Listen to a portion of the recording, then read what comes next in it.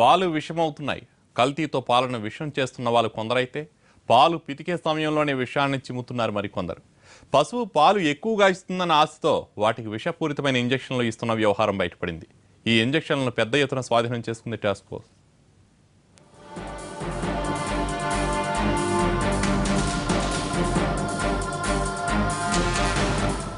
ఆక్సిటిన్ ఇది ప్రమాదకరమైన ఇంజెక్షన్. పాల ఉత్పత్తుల్ని పెంచేందుకు వాడుతుంటారు.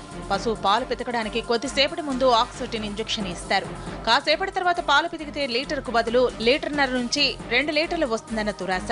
ఇలా ఆక్సిటిన్ ఇంజెక్షన్ ఇచ్చిన తర్వాత పితికే పాలు తాగితే రోగాలు వస్తాయి. చిన్నపిల్లలపై తీవ్ర ప్రభావం చూపిస్తుందని అనేక పరిశోధనల్లో తేలింది. అందుకే కేంద్ర రాష్ట్ర ప్రభుత్వాలు ఆక్సిటిన్ ను నిషేధించాయి. తయారీని నిలిపివేయాలని ఫార్మా కంపెనీలను ఆదేశించాయి. కానీ ఇప్పటికీ విచ్చలవిడిగా తయారవుతోంది. చిన్న చిన్న కుటీర పరిశ్రమలు ఏర్పాటు చేసుకుని మరీ వీటిని తయారు చేస్తున్నారు. క్యాటిల్స్ కి ఇంజెక్ట్ చేయడం, ఎక్కువ మిల్క్ ప్రొడక్ట్ చేయడం ఉద్దేశంతో 1 లీటర్ 2 లీటర్లు వచ్చే దగ్గర 3 లీటర్లు 4 లీటర్లు ఎక్కువ ప్రొడక్ట్ కోసం వీళ్ళు ఈ ఇంజెక్షన్స్ని స్టెరాయిడ్స్ని వేయడం జరుగుతుంది.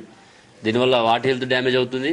At the same time public ఆ మిల్క్ని వాడటం వల్ల ఇండైరెక్ట్గా పబ్లిక్ కూడా హెల్త్ డ్యామేజ్ అయ్యే అవకాశం ఉంది. కాబట్టి హైదరాబాద్ బహదూర్పుర ప్రాంతంలో ఉండే లచ్చన్ రాయ్ చిన్న కుటీర పరిశ్రమ పెట్టి ఆక్సిటిన్ ఇంజెక్షన్ తయారు చేస్తున్నాడు. బ్రోకర్ ముఖేష్ ద్వారా మార్కెట్లోకి సరఫరా చేస్తున్నాడు.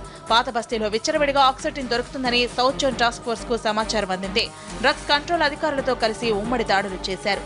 ఈ డ్రగ్ ఆఫీసర్స్ తోటి జాయింట్ గా రైడ్ చేయడం, వాళ్ళ మీద క్రిమినల్ కేసులు పెట్టడం. గతంలో ఓన్లీ డ్రగ్ పరంగానే వాళ్ళు యాక్షన్ తీసుకుంటుంటే ఇది ఎక్కువ ఇదైతుంది, వాళ్ళు భయం కలగాలనే ఉద్దేశంతో ఈసారి మనము క్రిమినల్ కేసులు బుక్ చేసే వాళ్ళ మీద, ఇట్లా రిపీటెడ్గా చేసే వాళ్ళ మీద పీడీ యాక్ట్ పెట్టడానికి కూడా మేము రికార్డుని బిల్డప్ చేయడం జరుగుతుంది. ఈ దాడుల్లో 3 అదుపులోకి తీసుకున్న పోలీసులు 1000 ఆక్సిటిన్ బాటిల్స్ స్వాధీనం చేసుకున్నారు.